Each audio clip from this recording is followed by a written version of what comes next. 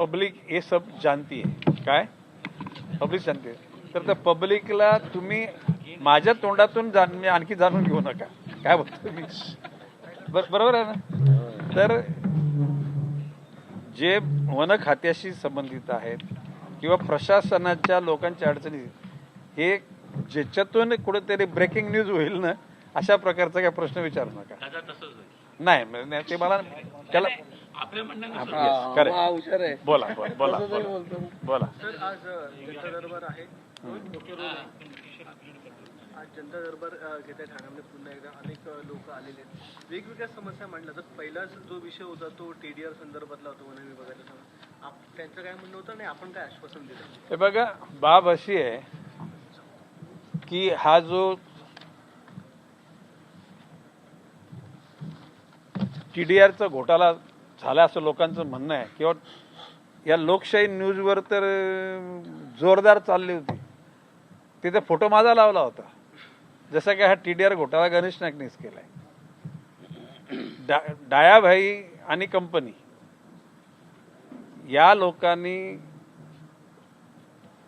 महसूल विभागाच्या सहाय्यक आयुक्ताला कन्व्हिन्स केलं किंवा त्याने त्यांची बाजू मांडली आणि त्यांनी तिथून ऑर्डर घेतली की या लोकांना TDR द्यावा. ती ऑर्डर महापालिकेच्या आयुक्तांपर्यंत पोहोचली. आयुक्तांनी त्याच्यावर लक्ष घातलं नाही आणि म्हणून ती डायाबाई आणि कंपनी, काही ठिकाणी डायाभाई आहे, काही ठिकाणी डायाभाई आणि कंपनी आहे. म्हणजे थोडंसं कन्फ्युजन करण्याचा तो प्रकार आहे. जरा तुम्ही जरा तपशील जरा अधिक तपासून घ्या. आणि मग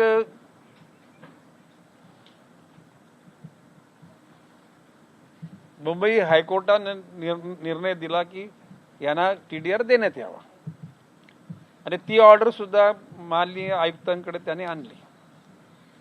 तरी सुद्धा आयुक्तांनी काय त्याच्यात काय म्हणजे कारवाई केली नव्हती. परत ड्यू कोर्स ऑफ टाइम मध्ये परत ते मग सुप्रीम कोर्टात गेले. सुप्रीम कोर्टातून सुद्धा त्याने ऑर्डर आणली. आता बाब अशी आहे की ही जी ज्या पर्पजसाठी ही TDR देण्याचं ठरलं, तर त्या ठिकाणी ठाणे महानगरपालिकेच्या DP प्लॅनमध्ये गार्डन म्हणून त्याचा उल्लेख केला. ऑलरेडी तो संजय गांधी उद्यानाचाच भाग होता. म्हणजे तिथं कसल्याही प्रकारचं त्या ठिकाणी काय संजय गांधी नॅशनल पार्कमध्ये जायला कोणाला मनाई नाहीये, सगळी जनता जाते. आणि इकडे जाताना तर पैसे पण लागत नाहीत कुठल्या या ठाण्याच्या भागामध्ये. असं असताना लोकांचं म्हणणे असं, तुम्ही मगाशी बघितलं की सेव्ह SGNP असे जे काही लोक आले होते, त्यांचं म्हणणं आहे की या ठिकाणी झाडं तोडतायत, कुंपण घालतायत वगैरे वगैरे वगैरे. इको सेन्सिटिव्ह झोन मधली जागेचा TDR दिला जात नाही असा माझा समज आहे. आता हा TDR ऑलरेडी तिथे ती मोकळीच जागा होती. मला ते काही लोकांनी विचारल्यानंतर फार तर काय त्याला मोबदला काहीतरी मिळाला पाहिजे होता कोणाला, डायाबाई कंपनीला. मी म्हटलं, विनोदानेच म्हटलं की बा त्या डायाबाईंनी आणि कंपनीने तिथे ऑक्सिजन पार्क करायला पाहिजे होता, सुगंधी पार्क करायला पाहिजे होता आणि 50 रुपये 100 रुपये एंट्री ठेवायला पाहिजे होती, म्हणजे त्यांचं उत्पन्न सुरू झालं असतं. आता हे 2700 कोटी, 2700 कोटी तो 4000 कोटीचा आहे. TDR कितीचा आहे, तिची वर्थ किती आहे, 4000 कोटीची. ज्या ठाणे महानगरपालिकेच्या नागरिकांना ज्या जागेचा वापरच होणार नाही, पूर्वी खुली हवा ती पूर्वी पण मिळत होती, ज्याचा वापरच होणार नाही अशा जागेकरता ठाण्याच्या लोकांनी या TDR म्हणजे काय, क्षेत्रफळ वाढणार, क्षेत्रफळ वाढणार म्हणजे फ्लॅट वाढणार, फ्लॅट वाढणार म्हणजे लोकसंख्या वाढणार. मग ठाण्याच्या जनतेने हा भार का सहन करावा? आता ठाण्यातले लोक पण कोर्टामध्ये जाणार आहेत. आमच्या नवी मुंबईमध्ये कॉन्शियस सिटीजन फोरम नावाचं एक ऑर्गनायझेशन आहे, ते लोकांनी सगळी तयारी केली आणि बहुतेक 4-5 दिवसामध्ये ते रजिस्टर करतील. रजिस्टर होणं, त्याच्यानंतर ते सुनावणीला येणं, मग त्याच्यावर स्थगिती मिळणं वगैरे हा प्रोसेस आहे. परंतु जनता जागृत आहे. मी त्या लोकांचं अभिनंदन केलं. त्या लोकांचं कुठेतरी आपल्याला काहीतरी पाहिजे म्हणून नको ती नाटकं करून अशा प्रकारची यंत्रणा राबवणं हे उचित नाही आणि ह्या गोष्टीचा फार समाजामध्ये निषेध होत आहे. आता करणारे करते करविते कोण आहेत मला नाही माहिती. आता तुम्ही पत्रकार बांधव, तुम्ही जागृत आहात, तुम्ही शोधा आणि ज्याचं बिल असेल त्याला स्टिकर लावून टाका. पण मी या गोष्टीच्या विरोधात आहे. आता त्या दिवशी म्हणजे लोकशाहीचे गणेश नायडू ना मालक, तर त्यांना कोणी संजू नायकांनीच फोन केला, अरे क्या साहेबांचे फोटो लावला आणि 2700 कोटी रुपयाचा TDR घोटाळा, तर त्याने ते बिचाऱ्यांनी बंद करायला लावली. मला समजलं मी चालू ठेवा की गणेश नाईकने किती भ्रष्टाचार केला, लोकांना समजू द्या, फोटो सहित चर्चा होऊ द्या. चर्चा झाल्याशिवाय या गोष्टीला न्याय मिळणार नाही. आणि मग आता मग माझं म्हणणं ते एवढंच आहे. आता कोणी त्याने मनोज प्रधान मगाशी बोलला की वन खातं गेले. वन खात्याच्या आमच्या अधिकाऱ्यांनी सगळ्या प्रोसेस केल्या, पण काही लोकांनी दिरंगाई केली. तर काही लोकांनी दिरंगाई केली की तुम्ही पण शोधून काढा जरा. काय तुम्हाला सुद्धा काम पाहिजे की नाही थोडंसं शोधण्याचं. एक त्याच्यामध्ये ज्यावेळी महासभेमध्ये हा विषय झाला, ठाण्याच्या महासभेमध्ये, आता हे उपमहापौर वगैरे सगळे आहेत, आयुक्तांनी ऑन रेकॉर्ड हे सांगितलं की मी शेवटच्या दिवसापर्यंत वनविभागाशी प्रयत्न केला, वनविभागाच्या अधिकाऱ्यांशी बोललो, पण वनविभागाने यामध्ये किरण इकडचा कोण आहे? किरण दुसरा कोण आहे तो? तुम्हीच आहात ना? काय वस्तुस्थिती आहे सांगा जरा. आता ऐकून घ्या जरा. गोष्ट खरी आहे की कंटेम्प्ट पिटिशन सुरू होती, परंतु SLP दाखल करण्यासाठी जी सुप्रीम कोर्टामध्ये विशेष अनुमती याचिका दाखल करण्यासाठी आम्ही न्याय आणि विधी न्याय विभागाकडे पाठपुरावा केला. सरांनी एक मिटिंग घेतली, स्पेशल मिटिंग घेतली मंत्री महोदयांनी आणि डायरेक्शन दिला की लवकरात लवकर परवानगी द्या. तर वन विभागाच्या त्यांनी काही टेक्निकल मुद्दे पुढे केले होते. टेक्निकल मुद्द्याच्या आधारे सुरुवातीला परवानगी थांबवली होती, परंतु वन विभागाच्या रिस्कवर SLP करा म्हणून त्यांनी परवानगी दिली. मंत्री महोदयांना आम्हाला आदेश दिले आणि SLP दाखल केली होती. परंतु SLP स्टँड होण्यापूर्वी TMC कडनं आम्ही पत्र सुद्धा दिलं होतं. मॅडम साहेबांनी पत्र दिलं होतं की तोपर्यंत थोडं होल्ड करावं. परंतु कंटेम्प्ट मॅटर आणि बाकी काही गोष्टीमुळे TMCने त्या दिवशी प्रोसेस केली होती आणि कोर्टामध्ये प्रोसेस केली. म्हणजे आम्ही ऐकलं ना तुम्ही. आता यांना तुम्ही असा प्रश्न विचारत माहित होतं, त्यांना नव्हतं. त्याने एक गोष्ट मी सांगितली नाही. मी या करता मंत्रालयात स्पेशल मीटिंग बोलवली. SS मिलिंद म्हैसकर जे न्यायालयामध्ये जे अधिकारी जातात त्या अधिकाऱ्यांसोबत बोलवले होते. तीन वकील होते. त्यांना सांगितलं कुठल्याही कॉस्टमध्ये आपल्याला आपली बाजू तिथे मांडायची आहे. आता काही कारण परत्वे ती प्रॉपर टायमाला रीच झाली नाही, ही गोष्ट खरी आहे.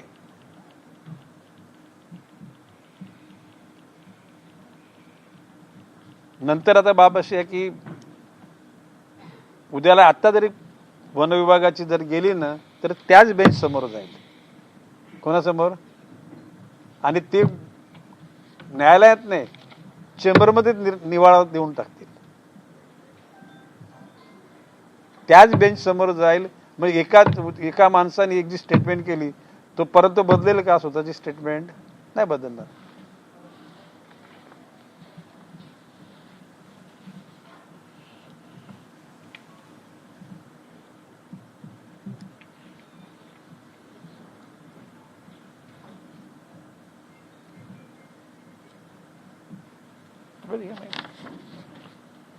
ओके, आणखी काय प्रश्न विचारायचं विचारा. नाही बघा, आयुक्त संदर्भात त्यांनी बाजू सांगितली. फार तर म्हणजे योग्य वेळी त्या आमच्या अनिता पाटील मॅडम आहेत संचालक, तुमच्याशी परत त्यांना एकदा मी डायलॉग करायला सांगतो मी. Okay sir, law and judicial डिपार्टमेंटने सर्वोच्च न्यायालयाला पत्र, आपला अधिवक्त्याला पत्र देखील दिलेलं आहे त्या संदर्भात की SLP दाखल करावे म्हणून, पण त्यापुढे काही कारवाई झाली नाही. आता फार उशिरा दिलेली आहे. काय बोलतो मी? बैल गेला आणि झोपा गेला असा प्रकार आहे तो. म्हणजे बॉल गेला, बेल्स म्हणजे उडवली आणि मग आपण बॅट सरकवतो, तसा प्रकार आहे तो. मला वाटतं मी बरंच बोललो. आणखी काही प्रश्न असेल तर सांगा. सर दुसरा प्रश्न ॲमेझॉनच्या त्या संदर्भात ॲमेझॉनचं जे डेटा सेंटर येत आहे त्याला परवानगी मिळालेली आहे, सगळ्या प्रोसेस झालेल्या आहे, त्यानंतर आता असं कळतं की त्या ठिकाणी त्रास होणार आहे. बाळकुंचे निवासी ठाणेकर हे सगळे त्या ठिकाणी आंदोलन करून झालं, मात्र कोण ऐकत नाही. हे बघा, बाब अशी आहे की डेटा सेंटर निर्माण करणं ही आपल्याकडचं डेटा सेंटर आता आपल्याकडे जगातल्या दुसऱ्या देशातल्या लोकांचा सुद्धा जो माहितीचा साठा आहे तो इथं होणार आहे. मला सुरुवातीला वाटलं की आपल्या देशातलीच डेटा सेंटर आपल्या देशात राहावा. आता डेटा सेंटरच्या परिसरात इतक्या मोठ्या प्रमाणात वीज लागते त्या डेटा सेंटरला, पाणी लागतं आणि त्याच्यामुळे उष्णता निर्माण होते आणि त्याचे जे फॅन चालतात त्याचं आवाज म्हणजे नॉईज पोल्युशन तिथं होतं. डेटा सेंटर पाहिजे, माननीय पंतप्रधान नरेंद्र मोदीजींची इच्छा आहे, परंतु नागरी वस्तीमध्ये तो नागरिकांच्या जीवनाला बाधकच होईल असं माझं मत आहे. हे माझं व्यक्तिगत मत आहे आणि म्हणून त्यांचं दिलेलं निवेदन माननीय मुख्यमंत्री महोदयांच्या मी निदर्शनात आणून त्यांच्या व्यथाकथा मांड आणि मी त्यांना सांगितले की शेवटी नुसती प्रशासक यंत्रणेकडून किंवा पॉलिटिकल अँगलने तुम्ही प्रयत्न करतानाच त्या ठिकाणी न्यायालयामध्ये सुद्धा जाण्याची भूमिका त्यांनी घेतली पाहिजे, कोणी त्या घटकांनी. आणि मी त्यांना आपल्यासमोरच सांगितले त्यांना, म्हणजे तिन्ही स्तरावर तुम्ही प्रयत्न करा.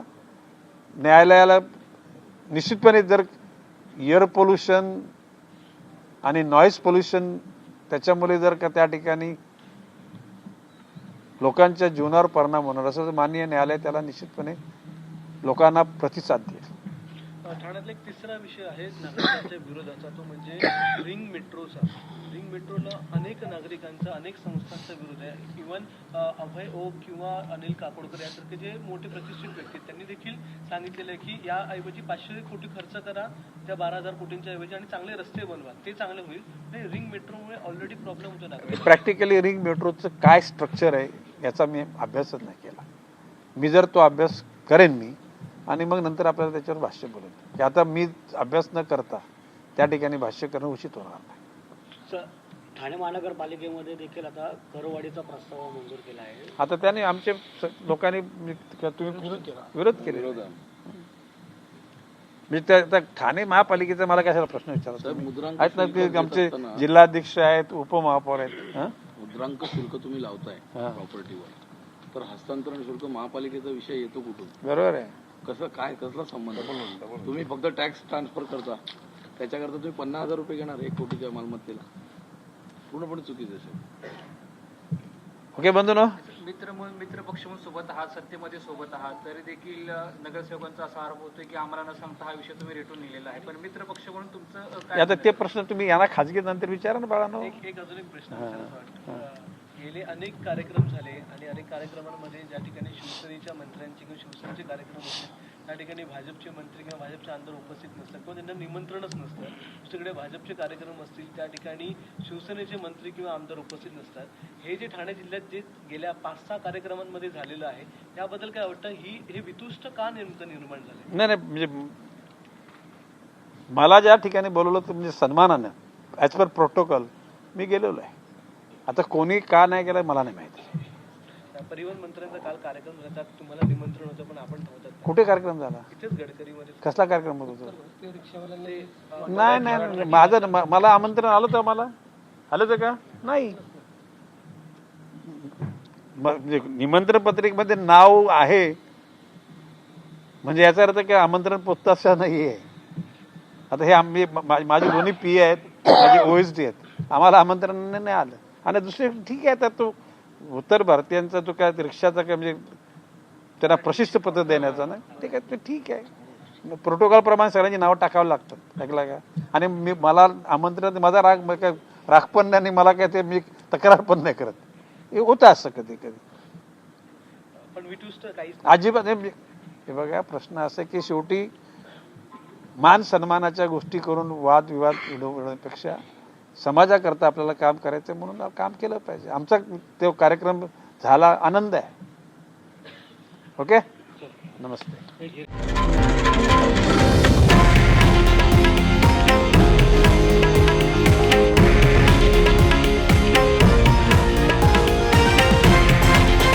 हे आहे देशातील नंबर 1 न्यूज नेटवर्क आणि आपण पाहत आहात TV9 मराठी, एकमेव.